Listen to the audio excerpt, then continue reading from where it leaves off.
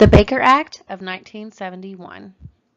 Haley Barnhart, University of Texas in Arlington, School of Social Work. Mental Health and Social Policy.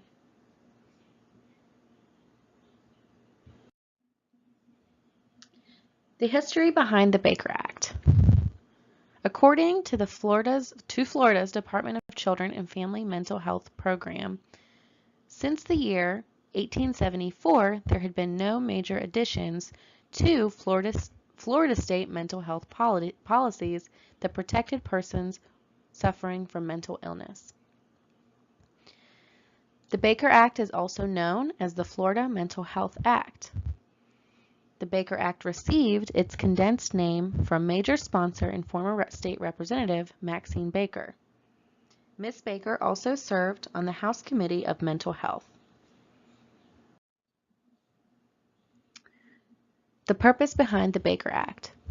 According to Florida's Department of Children and Family Services Mental Health Program, the act was to encourage voluntary commitments as opposed to involuntary, when the person was competent to consent, to separate the process of hospitalization from the process of legal incompetency, to increase community care of persons with mental illness, and to facilitate persons' return to normal community life. Referring to the treatment of persons with mental illness before the passage of her bill, Representative Baker states, "In the name of mental health, we deprive them of their most precious possession, liberty." The purpose behind the Baker Act continued. The Act encouraged voluntary admittance, treatment, evaluations, etc. It authorized the Department of Children and Family Mental Health Program to evaluate and research and then present findings to the legislature in order to decrease prolonged and reoccurring stays at mental health facilities. Lastly, the treatment for patients and clients will include comprehensive health, social, educational, and rehabilitative services.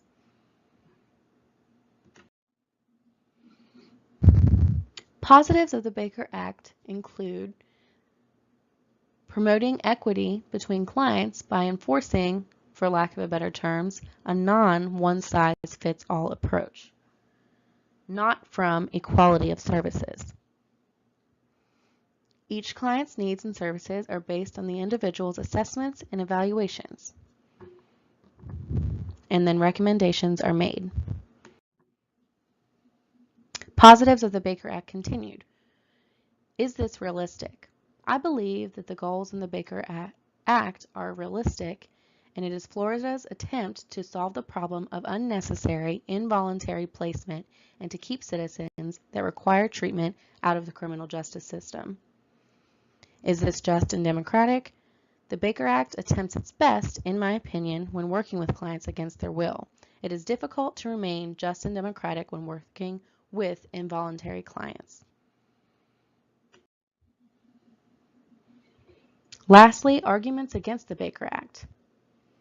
Not all agree that the Baker Act is beneficial, and one headline that I had found from the Citizens Commission on Human Rights in Florida's website reads, "Florida's Baker Act is a danger to all," in all capital letters. The article is basing its opposition of this off of the fact that individuals may be Baker acted, their words, not mine, that does not necessarily need to be committed involuntarily.